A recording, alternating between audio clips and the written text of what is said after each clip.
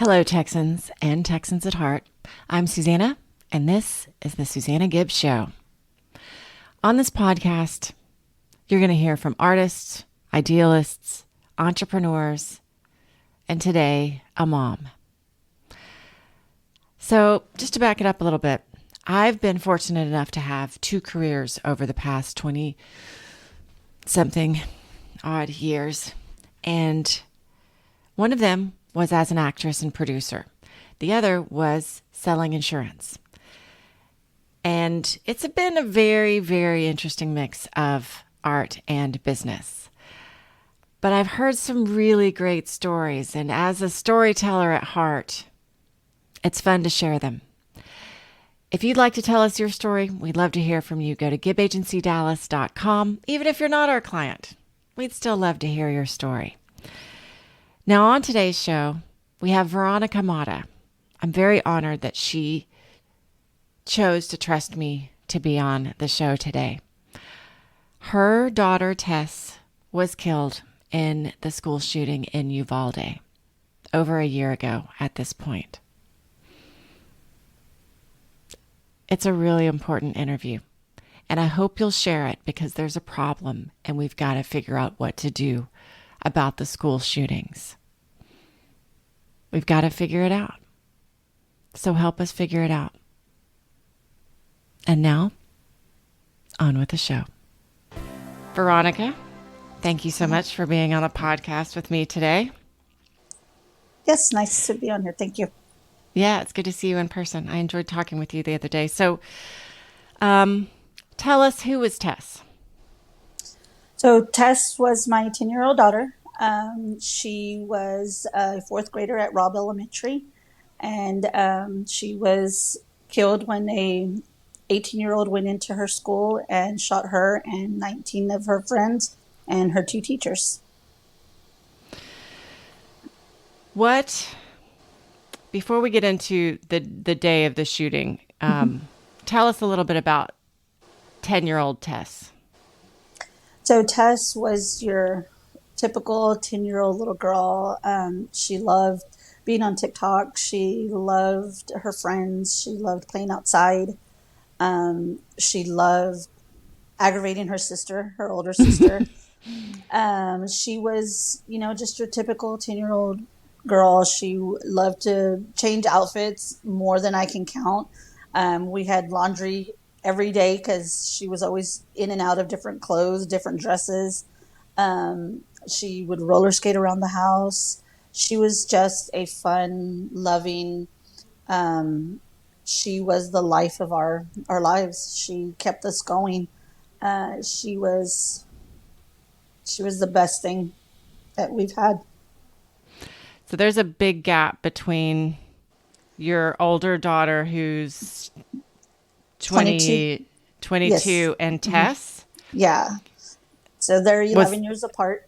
Yeah, they're 11 years apart. But they got along. I'm sorry? Was she your second marriage baby or surprise baby? She was a surprise baby. Surprise baby. She was a surprise, yes. I tried to come out pregnant right after we had Faith, our oldest daughter, and I couldn't come out pregnant. And we finally had just given up. And I told my husband, I was like, I'm fixing to be 35. I was like, if I don't come out pregnant, I'm done. Like, either you're going in or I'm going in. And I want to say, like, I found out I was pregnant 3 months before my 35th birthday. Oh. So, yeah. So let's go to the day of the shooting. Were you at work as well? I was. I'm a kindergarten teacher at one of the other campuses here in Uvalde. How did you hear about it? So it just kind of started off like a normal day. I had just taken my class to rotation. So it was the end of the year, so we were getting papers signed for the end of the year. And I walked into the office, and I remember hearing the secretary saying that there was police presence at Robb for another bailout. So it was typical. Robb had a lot of bailouts past couple of years, more so that past this past year, the 20 of year 22. So it was a normal thing that they had bailouts What's there. what's a bailout? So the bailouts are Oh, they're bailouts. the immigrants are coming in and they're chasing the border patrol, or DPS is chasing the immigrants, and they jump out of their vehicles and they'll run onto the school area or the streets around that area, and so they would lock the school down in those instances. So they had a lot of those. I want to say they had at least 20, 22 Wow. maybe in that year. So it was just, something normal. So when I heard her say that they had a bailout, I was like, again. And I just grabbed my paperwork. I had one of the other principals sign it, and I was walking back to my classroom. And as I was walking back, the principal came on the intercom and she shut our campus down. And so we rushed to a classroom because we had to get out of the breezeway. We were outside still. So we ran to a classroom and we stayed in there. And as I was in there, we started getting calls from the parents of our students, asking, are their kids okay? They wanted to know what was going on, if they were safe. And, we just replied, yes, everybody's safe. We're in the classrooms. Everybody's okay. And one of my other co-teachers got a message saying that there was a shooter at Rob, and that it was one of the immigrants that had a gun. So it kind of like, okay, that's new. That's not something that we're used to hearing. But we figured, they would detain him, and everything was going to be okay. As more time went on, we started getting more messages. One of my other coworkers got a message that a student had been shot, and Mm. things just kind of started escalating from there. So from this time on, so everything started around 11:30.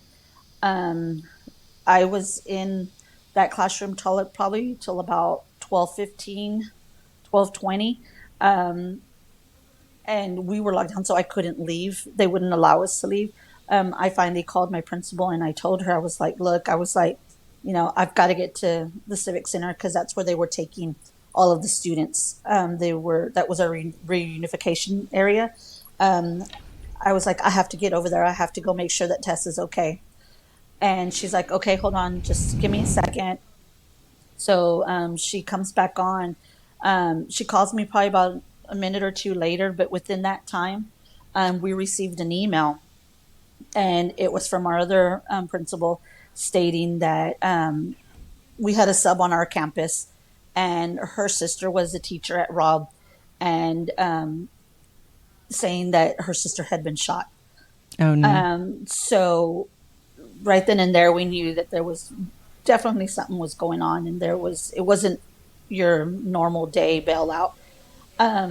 So she calls me and she says, "Meet me in the breezeway. I'll walk you guys out to your vehicles," because there was several other parents on our campus that had kids at Rob, so they let us leave to go and find our students at the Civic Center.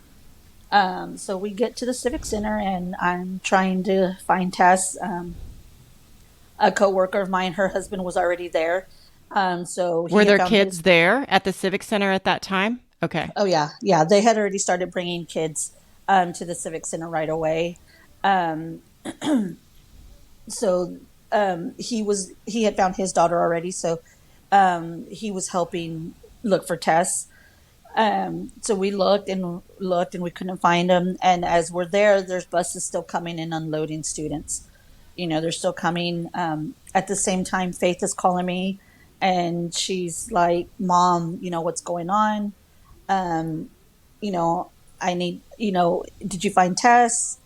Um, and so it would just kind of kept on escalating and escalating. So um, my daughter kind of knew a little bit more about it because we have a family member that texted her and just asked her, hey, what's going on? What school is Tess at? And Faith told her, and she's like, you need to get your mom and dad to go to the Rob now. just go over there. She didn't tell her what or why. She just told her, you need to get them to go over there to Rob. So during that time that I was in the classroom, I was also conversing back and forth with my husband, and he had taken off over there. So he left from work probably about 11:45 from work, and he got there, and so he was there at Rob. He got to hear the gunshots. He got to hear everything that was happening. He saw the parents, trying to get in. He was trying to get in. It was just, it wasn't a good situation. So I stayed at the Civic Center, and we were just there trying to wait for Tess to get there. And they just kind of had us back and forth. At one point, they told us to go to the hospital to make sure and check that she wasn't one of the students that was taken to the hospital. So we drive to the hospital, and we're there probably for about an hour, hour and a half, and showing them pictures of Tess, and trying to find out, going back and forth, and then probably within that hour, hour and a half or so, they come in and they tell us, one of you needs to go back to the Civic Center, because they were still bringing more children to the Civic Center. So my husband leaves, and he leaves me there, and he leaves and he takes off to the Civic Center, and I stay there at the hospital, and we're still going back and forth, and probably about another 2 hours pass, and we finally get in contact with the ranger, and he asks for Tessa's picture again, and I show him the picture, and then I say her name again and her date of birth. And at this time, I was with a coworker of mine who also lost her daughter. We were both talking with him at the same time, and he's like, both of you need to go back to the Civic Center. He's like, just go back to the Civic Center, and they'll give you more information from there. So my husband, me and my husband both came in our vehicle. So I asked her, hey, can I get a ride back to the Civic Center with you? And so we both drove back to the Civic Center. And from that point on, we were there till we found out around 11:30 that Tess was no longer with us. 11:30 p.m.? 11:30 that night. Oh, gosh. Yeah. So they had us back and forth all day long, and they put us in this big room here at the Civic Center. They had all the families that weren't already told that their child had passed. So there was probably about 18 of us all in one room. And they had us all there. They were, still asking for pictures, wanting to know what was the holdup. Just identify. Okay. Yeah, they were just trying to see about identifying the children. At one point, they swabbed us there inside the Civic Center in front of everybody. So they called us by the child's name, and we walked up there, and they swabbed both my husband and I, just to see if they could find more information. But probably it was about 11:30, 11:45 when we found out that Tess was no longer here. I'm so sorry. Were you able to see her body? No. No. I didn't get to see Tess till 3 weeks later that we buried her. So I didn't get to see her till the day before we buried her. How so come? Tess, so they sent from Uvalde, they sent her and all the other kids to San Antonio for the autopsies. So they sent them over there, and there was a long delay there. And because of the amount of kids, and at least that's what they told us, because of the amount of kids that was there, it was going to take a long time. So it just kept on getting pushed back. So we didn't get to see her until we buried her on June the 6th. I'm sorry. That's really hard. So no, June the 13th. I'm sorry. I know it was just 3 weeks later. It was just, so those 3 weeks we were here in the house, not knowing anything, not having any information, nothing at all. Did they tell you anything about how, like, like how she died or where she was, or they won't Nothing. release any of that information? No. Do you want to know? Like if you're like, I I mean, do. for your closure, like, was she playing with a little girl? Was she coloring? Was she, what I was she mean, doing? Where was she? we do know that they were watching a movie. They were watching Lilo and Stitch. So Mm. we do know that they were watching a movie when everything happened. Um, we do know that they were all huddled together. The ones that did pass away, we know that they were all huddled together. So there's little bits and pieces that we do know. Um, so it's just, it's not really the detailed information, but we do know some things here and there. Oh, that's so hard. So I know that this propelled you, I think. Did you have any thoughts of activism before this? No, my thought was I just wanted to get the hell out of this town. Yeah. I didn't want to be nowhere near here. The three of us, we were ready to leave, and we did. One of my best friends moved to California, and she called me and she's like, "Come and stay with us." We drove up there, the three of us, after probably about maybe about three weeks after we laid Tess to rest. We went and we drove to California and we stayed with my best friend in California for probably about 2 weeks. And it was there when I think talking with her and her letting us know that we were we were Tessa's voice now. She could no longer speak for herself, and we had to be that voice for her. So at the time that we were here, we were over there. There was a lot of meetings going on here in town. There was a lot of people wanting to speak with us, not just media, but like senators and representatives and stuff like that. And I think it was kind of like at that moment we decided, we're the only ones that are going to be able to keep Tessa's memory alive. So we have to go and we have to speak for her and we have to let the world know that she had rights also and we needed to be a part of her life. So, How did you come from being there to going to the Capitol, and describe that experience at the Capitol, if you would? so going from there to the Capitol, are you talking about in DC or in Austin? Because we've done both. Oh, you've done both. I was mainly talking about Austin, so if you Austin, want to okay. start there and then move on. So most of our work first started off with us going to DC, Okay. and then little by little it started us going to Austin. We had a lot of help from Senator Gutierrez.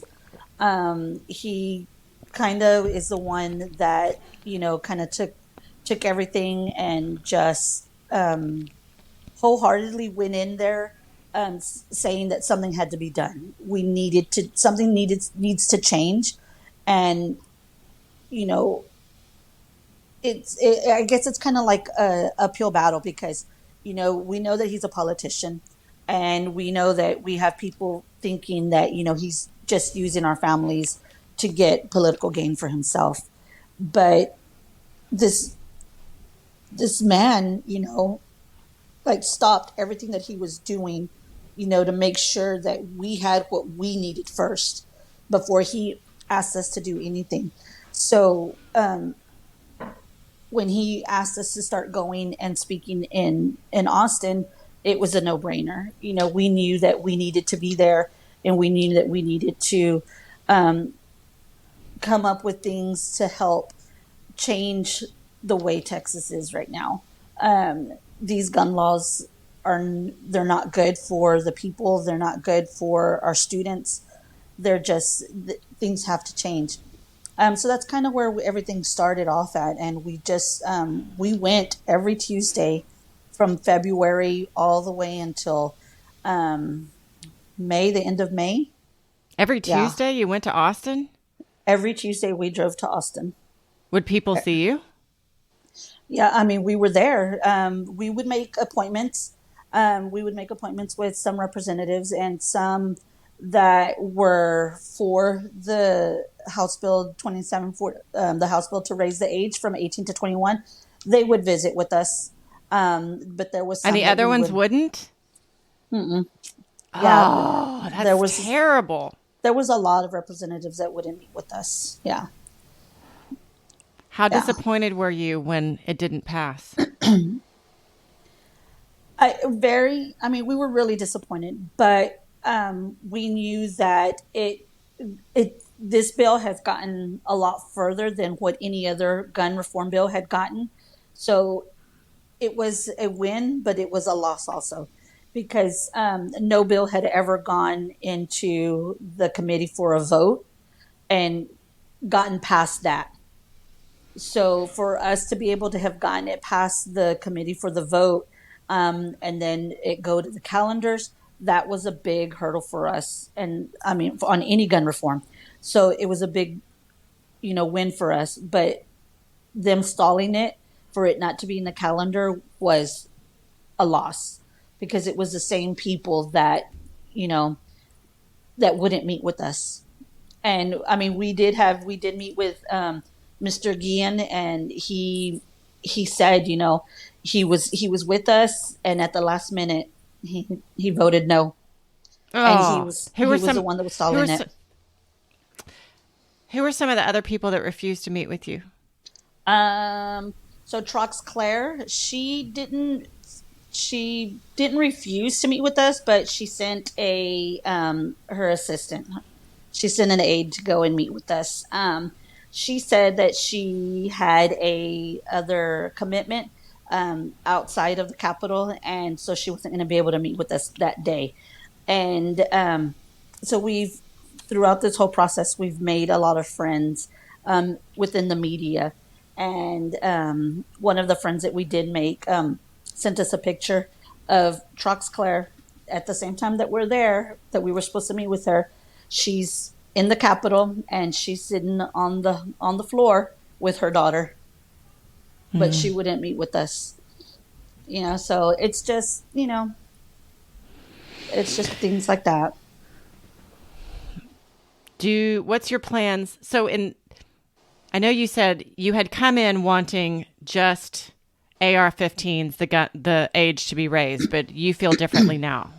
What do you feel Yeah. like it should be now?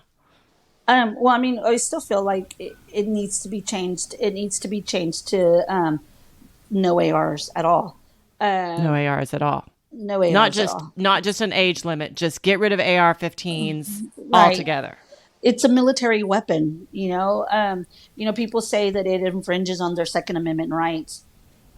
I don't get it. Like, I don't either. you don't see 18-year-olds going to the Capitol and protesting, that they don't have, that we're trying to take that away from them.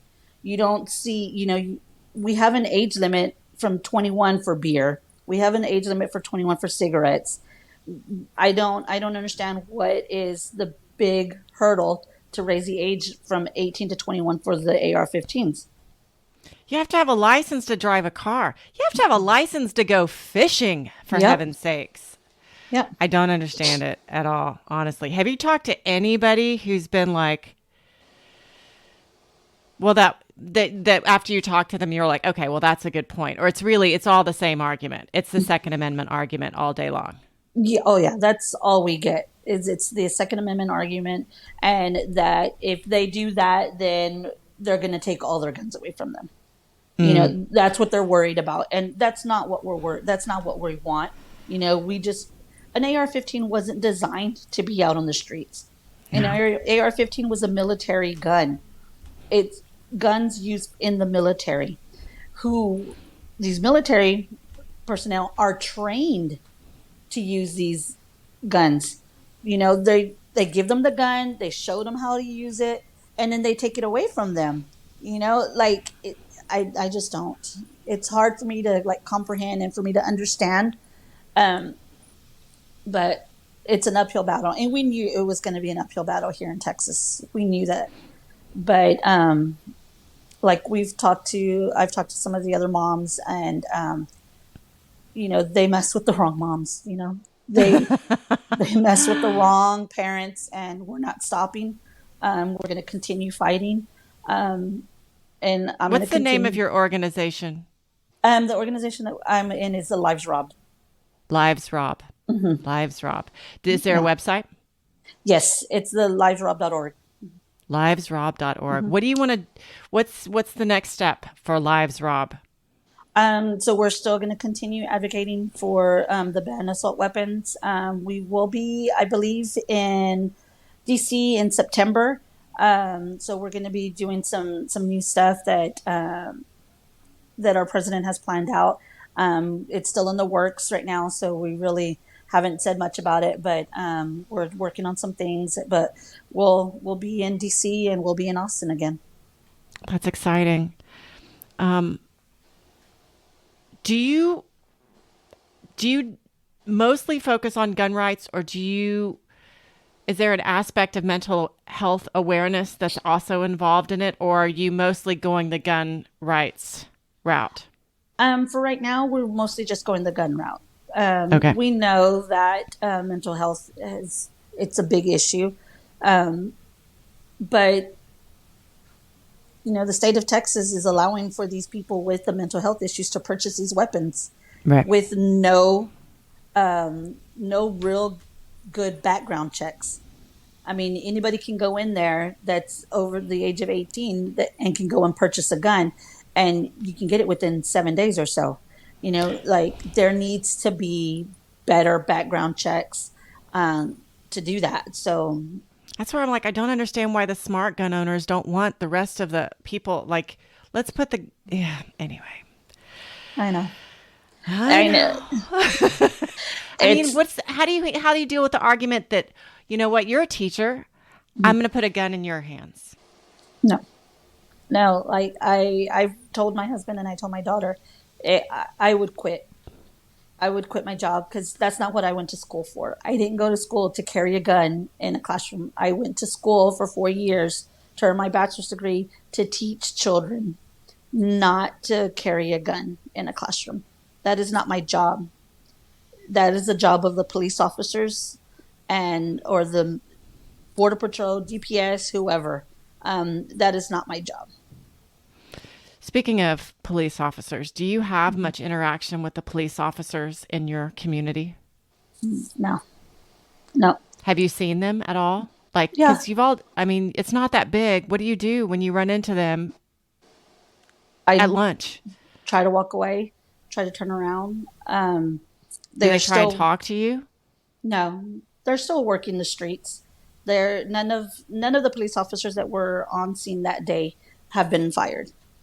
Some of them have left and left on their own, but for the most part, most of them are still working our streets today. Do they even acknowledge a level of, hey, you know what? We didn't really do that right? Or no? No, Because they can't acknowledge fault at all, right? right, Like legally, or they're just going to open themselves up, which is totally right, unfortunate. right. Yeah, no, we've had so it hasn't personally happened to us, but some of the other family members have had some of the cops laugh in their face. They've just, they feel like they have done nothing wrong. They feel like they did nothing wrong. Um, there's no accountability at all Why would whatsoever they laugh, though? Why would they laugh? because they think that we're a Laugh in the joke. face of someone's grief? Like, oh my gosh, that's Uh, terrible. they think that we're a joke. They think that because they have that whatever, I don't even know what the name of it is, where they are protected.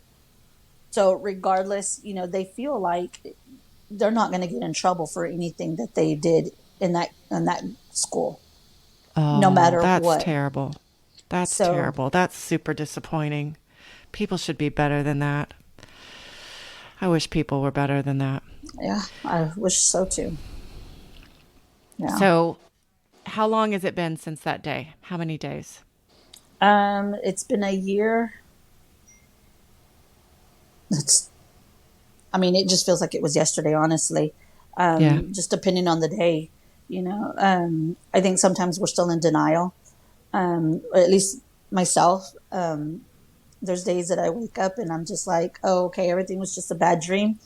I'm Mm. gonna get up and I'm gonna hear Tess listening to her TV or listening to her iPad, and then when you walk out that bedroom door and you see her room, and it's just like it's reality that hits you in the face all over again. Mm. So, but yeah, I know there are bad days. What are some of the things that keep you going? Faith, my oldest daughter, Faith. Faith, work, the families that we've become close with. A day doesn't go by that we don't talk or at least text, just to see how everybody's doing. Um, but mostly, my husband and my daughter, Faith, those are the ones that keep me going, and, you know, make sure that I get up every morning and I'm doing something. So I'm kind of, grateful that school's almost coming again because, I have to force myself to get up. So I'm getting up. You know what I mean? I'm making an effort to get up and get my day started.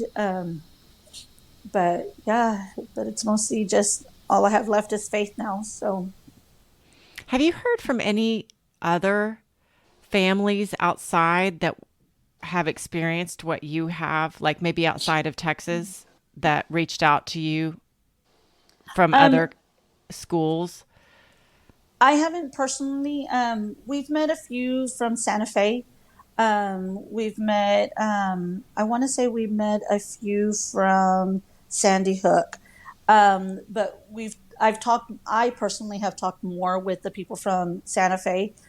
Um, but I know that some of the other families have talked to some of the victims and the survivors from. Well, some of the family members of Sandy Hook. Got it. So if people want to help Lives Rob, how can they help? So there's if they go onto the website, there is a donation on there that they can go in and they can donate. There's also shirts and bracelets and stuff that are fixing to go up on there that they can also purchase and just spread the word. Just share our videos. Our our social media person is we're constantly sharing stuff on there of stats um, of the gun awareness. I think we just posted something of a discount for a gun safe storage box that we're teaming up with. So we're just kind of going that route. It's all new to all of us. So we're just trying to go through the process and making sure that we're doing it the correct way. So it's kind of taking us a little while.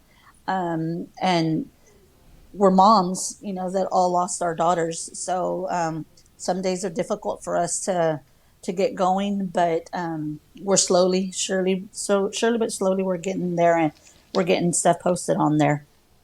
There's such a resistance to change in our state, especially for these. So I applaud you guys for taking on this fight. Yeah, Somebody's got to do it, and it's disappointing that there's not more elected officials that are able to stand up for the kids and stand yeah, up for doing something that's right.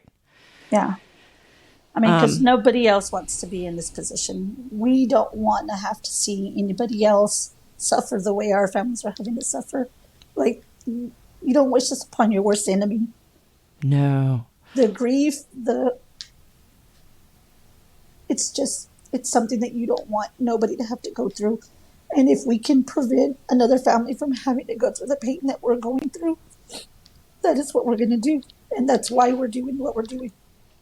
I re asked the guy in our office who's a teacher. I know I told you that I asked him if he had any questions, and he was like, no, because I don't want to think about it. I try and block it out. And I asked him again today. I was like, did you think of anything? And he had that same kind of look on his face like, no, I Yeah. don't. But I have to think that maybe that's also the other problem across the board is that people don't want to think about the Yeah. possibility of it happening to them.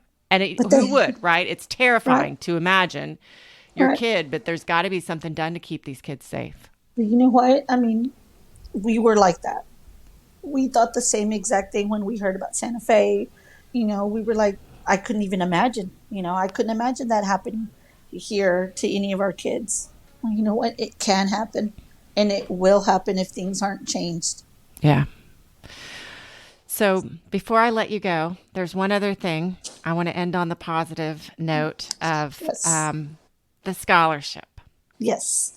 So Texas State, we've gotten in contact with Texas State, and we created a scholarship for an incoming freshman that is going into the medical field, any type of medical field.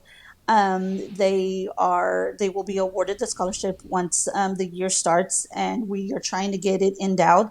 Right now, we're at almost $10,000. So we were trying to get it to 25,000 to get it endowed, and then that means it would be a continuous scholarship every year from here on out in Tessa's name. Oh, So that's amazing. yeah, Who decides who gets the scholarship? Is it like a Texas State thing or is it part of? I believe it's the Texas State. As long as Okay. they are in the medical field and they maintain a certain GPA, then they're able to receive the scholarship. Oh, I love that. That was one of my questions to you when I was like, why would you want to Mhm. come on this podcast and relive everything? And it was, you said for Yeah, Tessa's memory, and what a great yeah, way to honor her memory yeah, with a scholarship. yeah. You just That's want to make beautiful. sure. Yes, thank you. So Thank you. beautiful. I'm so grateful that you came on. Thank you so much. I think you're so brave. And I sure do hope that people hear about this and you guys get some help in your fight for sure. Thank you so much. Thank you for having me on the show. Thank you. Thank you. Thank you. I'm doing the intro and outro for this show a day after I do the interview with her. And I kind of chickened out in the interview. I wanted to ask her how many times her daughter was shot. But I didn't, and it felt intrusive, and it didn't feel like it was the right question. And so I went home at that night and I looked for over an hour online trying to find it so I wouldn't have to ask her that question. I don't feel like anybody should have to be asked that question. How many times was your daughter shot while she was watching a movie at school? And I'm not going to ask her. I know Tessa's little friend was shot 9 times. I know one of the other survivors was shot 3 and just had another surgery to deal with her injuries. This issue is really important. I feel like this may be overly simplistic. This may be overly simplistic, but I grew up playing sports.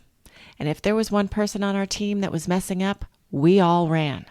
We all ran. We all suffered because that one person was messing up. And I'm telling you, if you guys can't figure out how to keep the AR-15s out of the bad people's hands, you don't deserve them.